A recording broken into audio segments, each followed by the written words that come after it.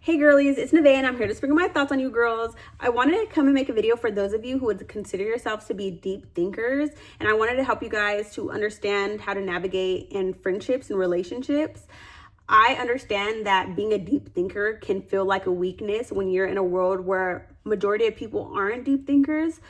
But I do want to remind you guys that being a deep thinker is a superpower. It's just important to understand how to navigate being a deep thinker and how to build confidence as a deep thinker. If that is something you're interested in, I would recommend watching this video. If you guys see me looking down, it's because I took some notes. I wanted to be intentional with the points that I hit. So let's get into it. So like I said, being a deep thinker is really a superpower. If you've ever had a friendship with another deep thinker, and I'm not saying like where you're overthinking, I think that sometimes people call deep thinkers overthinkers, and that's not the case at all. If you think deeply, I just mean you feel deeply. You have a deep sense of curiosity. You care to know the why behind things. You're probably very introspective. You care to know why you are how you are. You care to know why the other people in your life are how they are, because when you know, you could give them a little bit more grace and it could help them make a little bit more sense to you. And you know, that's a beautiful thing. If you've ever had a relationship with other people who are that way, who think deeply, you understand how the sparks can fly. You understand how magical those relationships and friendships can feel. You understand how it feels to feel like somebody just gets you. The reason why I made this video, it was sparked by a conversation that I had. I was talking to two people, and I'm giving them fake names, and I'm not even going to say the gender. I want to keep it private. This is nothing against either of these people or the one person who is different. I'm going to just give you guys a scenario because I think it will help for context. And, you know, to ensure their privacy, I'm going to give them fake names. So I'm going to start off with one, Barry, and then the other person's name is going to be Watermelon. I was having a conversation with two individuals. One's name was Barry and one's name was Watermelon.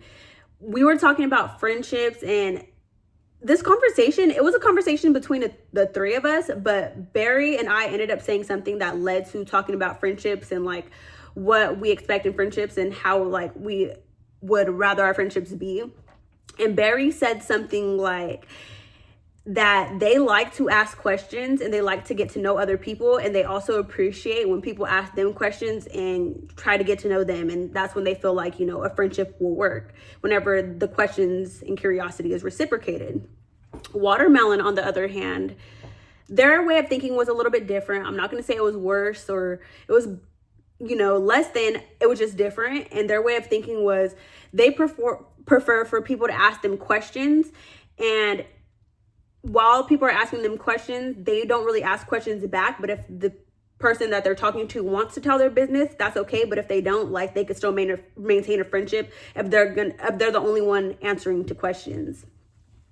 I immediately felt like there was misalignment in the conversation after that. Not necessarily misalignment. Actually, that's the correct word I would use. I would say that there's misalignment between those two people. If Barry is somebody who is curious and would love to ask other people questions and would love for other people to ask them questions, but Watermelon is somebody who would prefer to just answer questions but not ask anybody questions, I would consider, you know, Watermelon to not be as much of a deep thinker as Barry.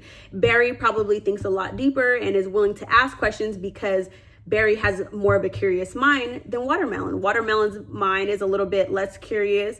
I would consider it to be a little bit more surface level, and it doesn't take much to, like, you know, for them to feel connected to a person. They could feel connected to a person even without ever getting deep, and that is good enough for Watermelon to maintain a friendship and a relationship.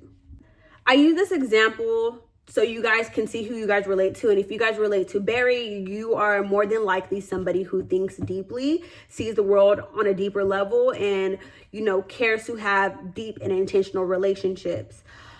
I am the same way. And although I don't think that prying is necessary, you don't need to pry in a relationship. If you are asking somebody a question that they're not comfortable with answering, or you feel the need to, you know, try to get something out of somebody who's not ready to get a specific thought or idea out of yet, that's a different story. But I'm just talking about being curious enough to ask somebody like, oh, what do you think about this? What's your perspective on this? what is your value about this? And, you know, you're just asking questions. You're just getting to know somebody, but you're curious. And with more conversations in time, it just gets deeper and deeper because of that level of curiosity you have and the level of openness they have, and vice versa.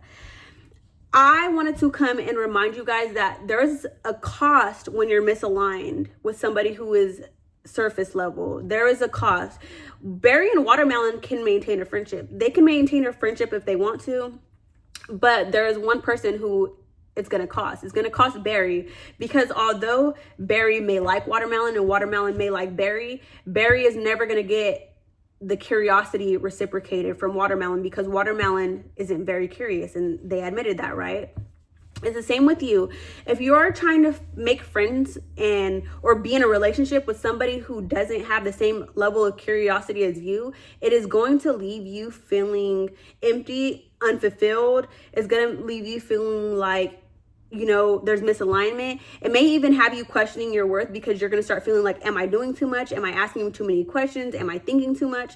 And the chances are you're not thinking too much. You're not asking too many questions. You're just talking to the wrong person. When you get around people who think like you, people who understand you, it feels like sparks are flying. It feels like you guys are creating magic. It feels like you guys are bouncing off of each other, thoughts off of each other. You say something and then they say something, and it's like flow state. You know, when two football players are playing and they're just running and they throw the ball and the other person catches it and then they keep going and touchdown. Bah, bah, bah. Yeah, that's how it is whenever you're aligned with somebody. When you don't have to do too much for them to get you. You don't have to, you know, it's almost like, when you're not aligned with somebody, it's almost like you're taking what you're saying, having to translate it in a different language, decode it, and then present it to them. But when you're aligned with somebody, it doesn't feel like so much work. Yeah, there's going to be moments in time when you do have to do that, because nobody is going to be perfectly aligned 24/7. But when you are aligned with somebody, majority of the time, speaking to them is effortless. When you speak, they get you. They understand you. It doesn't take too much words for them to know exactly what you mean. And it's probably because they relate to you, because oftentimes when people understand you without extra words, it's because they relate to you. If you are speaking English and you speak to another person with English, it's a lot who first language is English. It's a lot easier for them to understand you than if you were going to speak to somebody who only speaks Spanish and you're learning Spanish. You literally have to sit there, translate yourself, and do the extra work to make sure that they understand you. And then even then you're going to question, do they really get what I'm saying? Because this is not my specialty. This is not the area that I'm good in. Did we misunderstand each other? And that's the same thing with friendships and relationships who are misaligned with you. You're never going to have that comforting feeling of knowing that that is your person, that they actually get you, because you guys do not value the same things and you guys do not process information the same and view the world the same. If you guys did, you guys would both be curious. You guys would both be asking each other questions, or you guys would both not be curious, both not care to ask each other questions. But because there is a difference in this way of being, yes, a friendship can be maintained, but I would strongly suggest in a friendship like this, you limit your time. And if you guys go out, maybe it's occasionally, or when you guys go out, you're not in the mood to get deep in that moment. You know that you're in a place where you just want to drink, or you just want to go bowling, or you just want to do something, but don't have these expectations of them to get closer and closer and closer and deeper, because that thing that you want is probably something that they could never give you, because you guys are misaligned in that way. So I'm not saying not to have no friendships with people who are different than you, because I think difference can be really good. But I think if you're naturally deep, I think that is something that you are going to always carry with you. And it's not a bad thing. It's just how your brain is wired. And if somebody's brain is wired differently than that, that is okay. They're just different. There are people who genuinely see the world how they see it and don't care to get deeper than surface level. You know, they feel comfortable at surface level, and that's where they feel like they thrive at. And you're not even meant to understand that. You're just supposed to understand that they're different. But I just wanted to come and be a reminder that, you know, it is important that you value alignment. You value people who value what you believe in, what your core beliefs are, what you value. And if you're curious and a deep thinker, it is important that you find other people who are curious and deep thinkers, because that will keep you feeling like you are not crazy. If you are a deep thinker and you surround yourself by a bunch of people who are not deeper than surface level, you are going to start feeling like you're crazy, like there's something wrong with you, like you're the odd one out. It is very important that you find your community to rock with, people who fit you like puzzle pieces. And although you guys are not the same, you guys fit, okay? So I hope this video was of service to you guys. Holla at your girl, be real or be real. Mwah.